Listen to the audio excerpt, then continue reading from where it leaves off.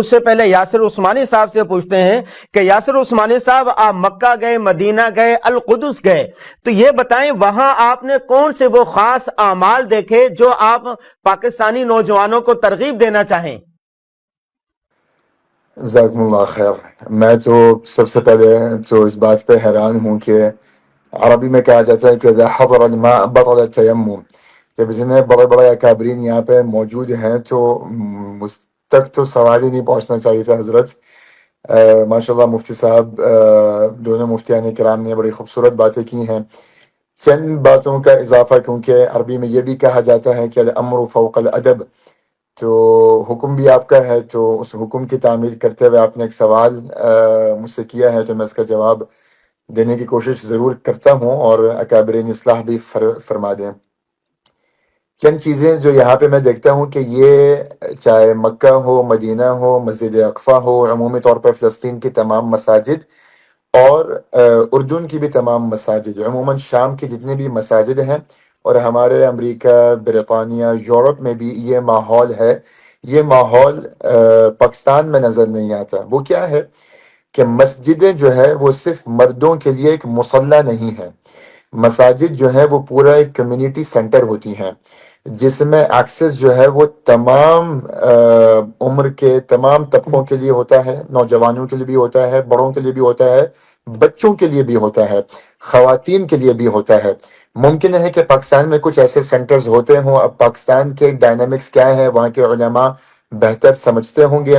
مگر ضرورت یہ ہے کہ اب اس طرف بھی رخ کیا جائے پاکستان کی مساجد کا کہ جہاں پر پوری فیملیز کے لیے مساجد میں ایک ایکسس ہونا چاہیے۔ میں تنقیداً نہیں یہ بات کرتا، مگر مجھے افسوس ایک مرتبہ ہوا، میں پاکستان میں تھا، ایک ہی رمضان میرا پاکستان میں گزرا، 6 سے 7 دن کے لیے تھا۔ ایک مسجد میں نماز پڑھنے کے لیے تراویح کے لیے گیا، تو ہر 2 رکعت کے بعد امام صاحب اعلان کر رہے تھے کہ بچے شور کر رہے ہیں، ان کو لے جائیے، بڑوں کا خشوع مجروح ہو رہا ہے، امام صاحب کی تلاوت ڈسٹرب ہو رہی ہے، بچوں کو لے جائیں۔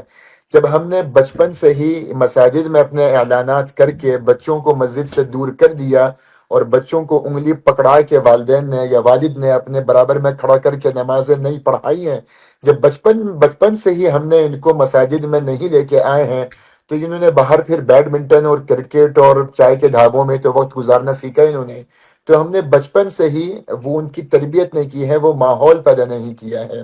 تو علماء کرام بالکل اس میں اپنا ایک کردار ضرور نبھائیں، مگر والدین کے لیے، ماں کے لیے یہ ذمہ داری ہے کہ وہ اپنی بیٹے کو تیار کر کے مسجد کی طرف لے کے جائے، اور باپ کی ذمہ داری یہ ہے کہ وہ اگر 20 رکعت تراویحاں پڑھ رہا ہے تو اس کے دائیں بائیں اس کے بچے کھڑے ہونے چاہیے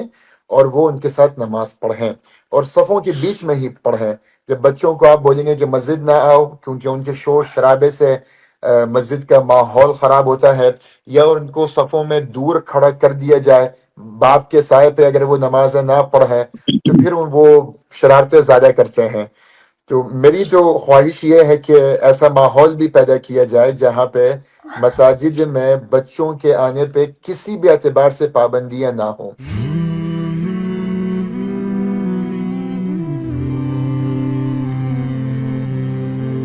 رمضان المبارک کی پر نور ساعتوں میں دیکھیے درسقرآن.com کے یوٹیوب اور فیس بک پر ہلال رمضان، سوشل میڈیا پر سب سے قدیم اور سب سے ریلائبل برانڈ www.درسقرآن.com۔